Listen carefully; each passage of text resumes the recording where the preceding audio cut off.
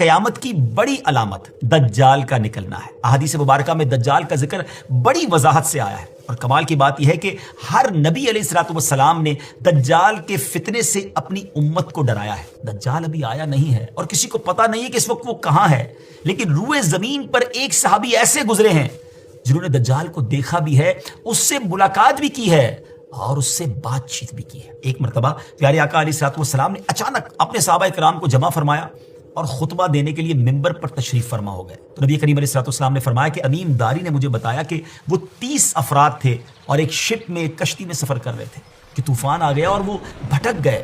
تقریباً مہینہ بھر وہ سمندر میں گھومتے رہے اور ایک دن سورج غروب ہونے کے وقت ایک نامعلوم آئلینڈ پر پہنچے۔ انہیں وہاں سیاہ رنگ کی مخلوق نظر آئی جس کے جسم پر بال بہت زیادہ تھے۔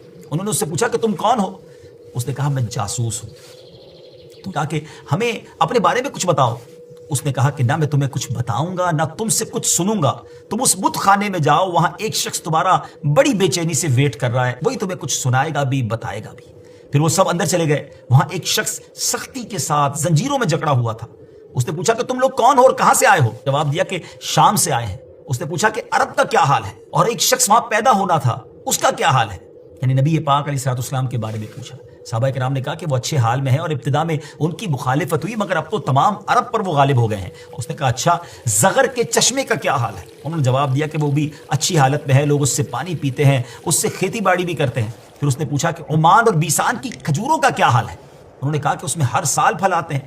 یہ سن کر اس شخص نے 3 چیخیں ماری اور بولا کہ میں دجال ہوں، کہتا ہے قریب میں آزاد ہو جاؤں گا اور زمین کا چپا چپا گھوموں گا اور اس کا کوئی حصہ نہیں چھوڑوں گا سوائے طیبہ کے، کیونکہ مجھ میں وہاں جانے کی طاقت، وہاں جانے کی پاور نہ ہوگی۔ نبی پاک علیہ الصلوۃ والسلام نے فرمایا کہ مجھے بہت خوشی ہوئی کیونکہ طیبہ یہی شہر ہے۔ بعض روایت کی روشنی میں یہ بات بھی کہی جاتی ہے کہ دجال کو حضرت سلیمان علیہ الصلوۃ والسلام نے قید کیا تھا، اور حدیث پاک کے مطابق یہ مشرق یعنی ایسٹ کی سائیڈ موجود ہے۔